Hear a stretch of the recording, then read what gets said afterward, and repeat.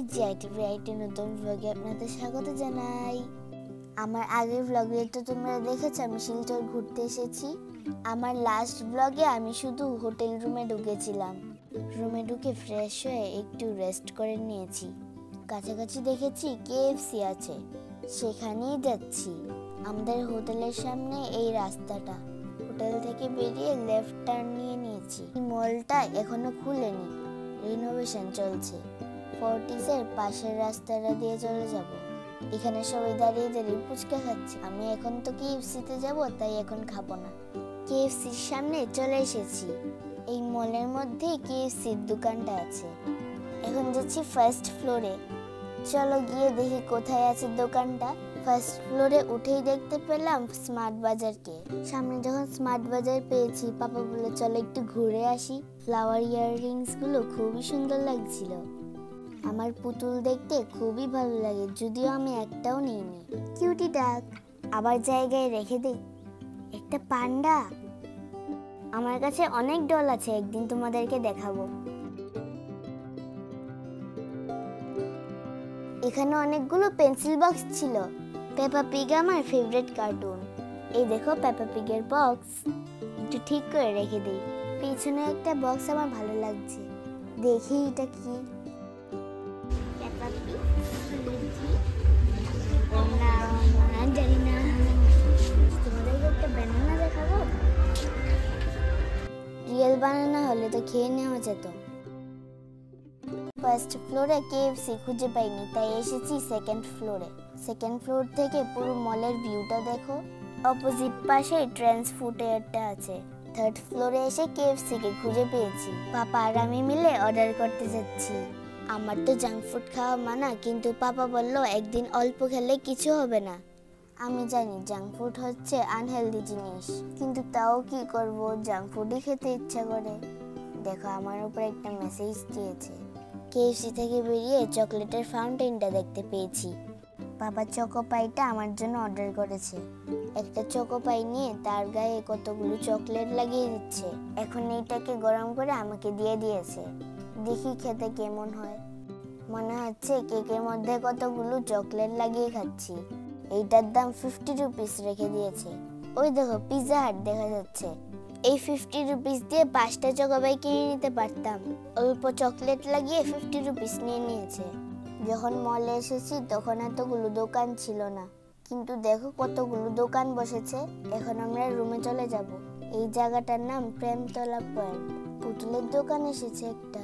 সামনে তো আমার বার্থডে আসছে, তাই মাম্মাকে বলেছি একটা কেক বানিয়ে দিতে।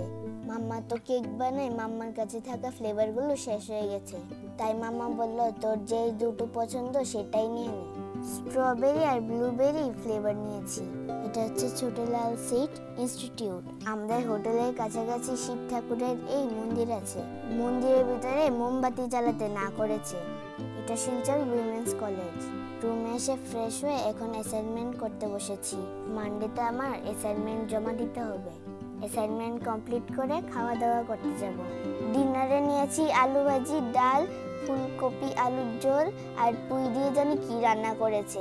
আমরা যে রাধিকা হোটেলে এসেছি, এখানে খাওয়ারও ব্যবস্থা আছে। দুপুরের তুলনায় এখানে খাবারগুলো ফ্রেশ ছিল। অনেকটা পথ জার্নি করে এসেছিলাম তো, তাই একটু টায়ার্ড হয়ে গেছিলাম। তাই খাওয়া দাওয়া সেরে রুমে গিয়ে ঘুমিয়ে পড়েছিলাম। শিলচর এসে ইচ্ছে করলে এই হোটেলটায় তোমরা থাকতে পারো। এখানে রুমগুলো পরিষ্কার ছিল, খাওয়া দাওয়া ভালো ছিল। এখন স্নান টান করে বেরিয়ে পড়েছি। একটু ঘোরাঘুরি করে চলে যাব। রওনা হয়ে গেছি কুমারঘাট যাওয়ার জন্য। ওয়ালে কতগুলো ইনফরমেশন দিয়ে রেখেছে।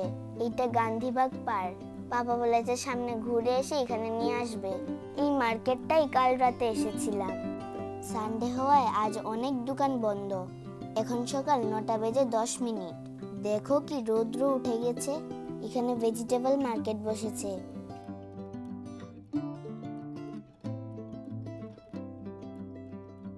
হঠাৎ এই জিনিসটা চোখে পড়লো আমার। ওই দেখো বাড়িটার উপর প্লেন এসে ল্যান্ড করেছে। এমন তো জানতাম না প্লেন এসে বাড়ির উপর ল্যান্ড করে। আমার লেফট সাইডে নিউ অক্সফোর্ড স্কুল। এদিক সেদিক ঘোরাঘুরি করতে করতে দুপুর হয়ে গেছে। মেট্রো বাজারের সামনে দিয়ে যাচ্ছি। এখানেও জুডিও আছে। নেই শুধু আমাদের ত্রিপুরাতেই। পাপা এখানে একটু রেস্ট করতে নেমেছে। ভেবেছিলাম গান্ধীবাগ পার্কে যাব, কিন্তু বৃষ্টিই চলে এলো। এখন বাজে 2:40। শিলচর রেল স্টেশনের সামনে আছি আমরা। খাওয়া দাওয়া সেরে এখন কুমারঘাটের জন্য রওনা হয়ে পড়েছি। এখন হালকা বৃষ্টিটা কমেছে। ভিউটা দেখতে খুব সুন্দর লাগছে না? আবার রেল ক্রসিং এসে দাঁড়াতে হচ্ছে। এই ট্রেনটা চলে গেলে তবে রাস্তা ক্লিয়ার হবে, তারপর আমরাও যেতে পারবো। দেখো আবার বৃষ্টি শুরু হয়ে গেছে। কাউটা কিভাবে বৃষ্টিতে ভিজছে, মনে হচ্ছে আরো জোরে বৃষ্টি আসবে। কি পরিমাণ মেঘ করে আছে। রেনবোটা কি তোমরা দেখতে পেয়েছো? দাঁড়াও তোমাদেরকে ভালোভাবে দেখাচ্ছি। দেখো পুরো আকাশ নিয়ে রেনবোটা উঠেছে। এখান থেকে কুমারঘাট আরো 61 কিলোমিটার বাকি। এদিক দিয়ে তো বৃষ্টিই হয়নি। চুড়াইবাড়ি গাড়ির কিউতে আবার এসে পড়েছি। এখনো কতগুলো গাড়ির দাঁড়ানো আছে। ঢুকে পড়ছি আমাদের ত্রিপুরা রাজ্যে। আমার পিছনে যে ধাবাটা দেখতে পাচ্ছ, এটা এনএচের রাস্তার উপরেই আছে। এখানে আস্তে আস্তে আমাদের রাত্র হয়ে গেছে। এখানে ওয়াশরুমেরও ব্যবস্থা আছে। শিলচর থেকে কুমারঘাট যাওয়ার পথে এই ধাবাটা পাবে তোমরা। তোমাদের যদি বেশি খিদে পায় তোমরা আসতে পারো। আর কেমন হবে খাবার আমি খেয়ে তোমাদেরকে রিভিউ দেব। সেই দুপুরবেলা খেয়েছিলাম, তাই অনেক খিদে পেয়েছে। তাই কুমারঘাট যাওয়ার সময় এই ধাবাটায় খেয়ে নেবো আমরা। আজ অনেক দূর থেকে তো জার্নি করে এসেছি, দেখো কি অবস্থা হয়েছে। চলো এখানে আমরা যাই। এই ধাবাটার মেনু এটা। এখান থেকে পাপা আর মামা মিলে অর্ডার করবে। জার্নি করে এসে সবাই একদমই টায়ার্ড। আমাদের খাবারের অর্ডার নিয়ে ওরা এখন খাবারটা রেডি করে দিচ্ছে। এখানে গাড়ি পার্ক করারও অনেক জায়গা।